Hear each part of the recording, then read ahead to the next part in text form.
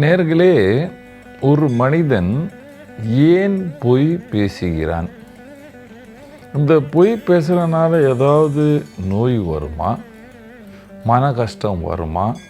பிரச்சனை உண்டாகுமா? பாருங்க, இப்போ கலியுகம், சின்ன குழந்தையே போய் பேசுகிறது ஆரம்பிச்சிடுச்சு. பெரிய பெரிய ஆட்சியாளர்கள் நல்ல பொய் பேசுவார்கள். ஜெயிக்கிற வரைக்கும் ஒரு கதையை பேசுவாங்க, அதுக்கப்புறம் ஒரு கதையை பேசுவாங்க. ஒவ்வொரு டிபார்ட்மெண்ட்லேயும் பொய் இருக்கு. ஆனால் குடும்பத்தில் பொய் பேசி தன்னுடைய உறவை கெடுத்து கொள்றவர் பல பேர் இருக்கிறார்கள். இதுக்கு என்ன காரணம்? பாருங்க, மனக்காரக்கனான கிரகம் சந்திரன் நீச்சம் அடைஞ்சால் அதை செவ்வாய் சனி பார்த்தால், அல்லது சந்திரன் செவ்வாய் உடன் இருந்தால், இவர்கள் இனிப்பான பொய்யே பேசுவார்கள். உங்களுக்கு தெரியாதிருக்கும், நான் ஆட்சியில் வந்துவிட்டால் இதை பண்ணிவிடுவேன். நான் எந்த கட்சிக்கும் சொல்லலப்பா, ஒரு மனிதனாக சொல்கிறேன். இந்த மாதிரி பேசுகிறவர்கள் ஆனால் ஒன்றும் செய்ய மாட்டாங்க. இனிப்பான ஸ்வீட்டான பொய் பேசுகிறவர்கள் சந்திரன் செவ்வாய் உடன் இருந்தார். அது நீச்ச செவ்வாயா உச்ச செவ்வாயா, அது அப்புறம் பார்க்கலாம். ஒரு மனிதனுக்கு சனி செவ்வாயே பார்த்தால், செவ்வாய் லக்னத்தில் இருக்கு, சனி 7ஆம் பாவத்தில், அல்லது சனி லக்னத்தில் இருக்கு, செவ்வாய் 7ஆம் பாவத்தில் இருக்கு, வைஸ் வர்சா, ஆப்போசிட்டாக இருக்கு. இவங்கள் தன்னுடைய காரியம் நடக்க வேண்டும், அதுக்காகவே போய் பேசுவார்கள். அதுக்கப்புறம் மூஞ்சியே காட்ட மாட்டான். சந்திரன் பலகீனமாக இருந்தால், அல்லது சந்திரன் பாப கிரகத்தால் பார்க்கப்பட்டால்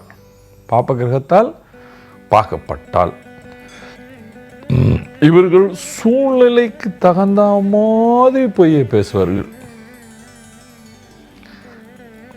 ஜாதகத்தில் லக்னாதிபதி கெட்டு போயிருந்தால், 10ஆம் பாவத்துக்கு அதிபதிக்கு எந்த சுபகிரகத்தின் பார்வை இல்லாமல் இருந்தால், இவர்கள் தன்னுடைய தொழிலுக்காக பொய் பேசிக்கொண்டே இருப்பார்கள். புதன் செவ்வாய் சேர்க்கை இருந்தால், அதுக்கு எந்த சுபகிரக பார்வை இல்லை என்றால், பெண்கள் மோகத்தினால் பல பொய்யை பேசுவார்கள். உச்ச சந்திரனாக இருந்தால், லக்னத்தில் சூரியன் கேது, 7ஆம் பாவத்தில் ராகு இருந்தார், இவர்கள் போல் இனிப்பான பொய் பேசுகிறவர்களே கிடையாது என்று சொல்வேன். 2ஆம் பாவத்தில் சுக்கிரன் இருந்தால், தன்னுடைய இல்வாழ்க்கைக்காக இவர்கள் இனிப்பான பொய்யை பேசுவார்கள். லக்னாதிபதி சூரியன் புதன், கன்னி லக்னம், 4ஆம் பாவத்தில், 2ஆம் பாவத்தில் உச்ச சனி, 10ஆம் பாவத்தில் குரு.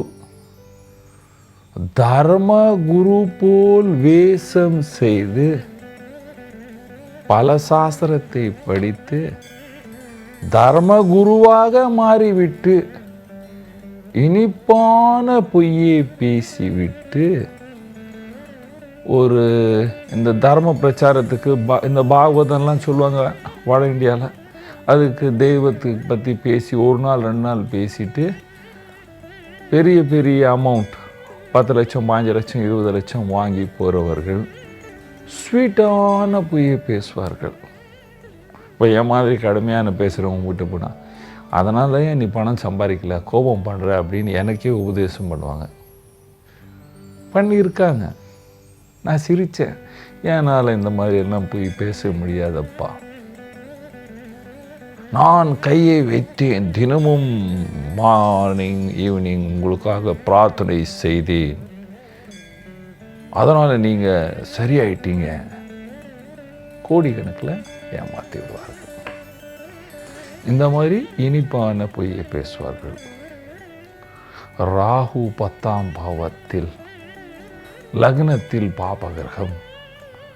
லக்னத்து பாபகிரகம். ராகு 10ல் இருந்தால் 4ல் கேத்து, கேத்துவுடன் செவ்வாய், கேத்துவுடன் புதன், விசேஷமாக கேத்துவுடன் புதன், லக்னத்தில் சூரியன் இருந்தால் இவர்கள் நான் சொன்னதை தான் எல்லோரும் கேட்க வேண்டும், அதுக்காக பயத்தை கொடுத்து நான் உங்களை காப்பாற்றுறேன், உங்களை யாரும் காப்பாற்ற முடியாது அப்படின்னு பொய்யை பேசுவாங்க.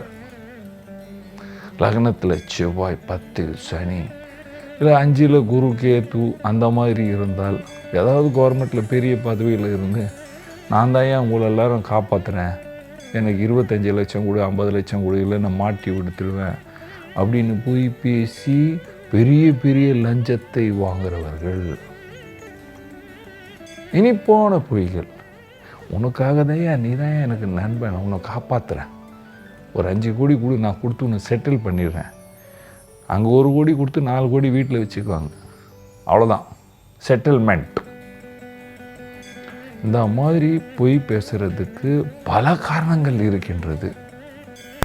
இவர்களை திருத்த வேண்டும் என்றால் தெய்வம்தான் திருத்தலாம். ஆனால் எல்லோருக்கும் சொல்கிறேன்ப்பா, நாம் இன்னைக்கு என்ன விதைக்கிறோமோ நாளைக்கு அது நமக்கு ரிட்டர்ன் திரும்பி வரும். அதனால் தன்னுடைய வாழ்க்கையை மாற்றணும் என்று நினைக்கிறவர்கள், உங்களுக்கெல்லாம் பகவான் குருவின் அருள் இருந்து வாழ்க்கையில் சந்தோஷமாக இருக்கணும், பேசுனதெல்லாம் போகிறோம் அப்படின்னா, ஒருவேளை வாழ்க்கையில் ஒரு தடவையாவது கங்கையில் போய் ஒரு முழு தேங்காய் வாங்கிட்டு உங்கள் மேலே சுற்றிட்டு ஆற்றுல விட்டுடுங்க.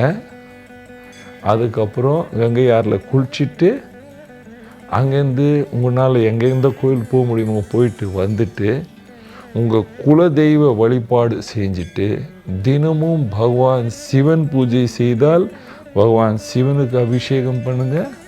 இல்லை நான் விஷ்ணுவை தான் கும்பிடுவேன் அப்படின்னா பகவான் விஷ்ணு, நாராயணன், ராமர், ரங்கநாதர் கோயில் போயிட்டு வந்து தினமும் பிரார்த்தனை பூஜை செய்து மேற்கில் தலை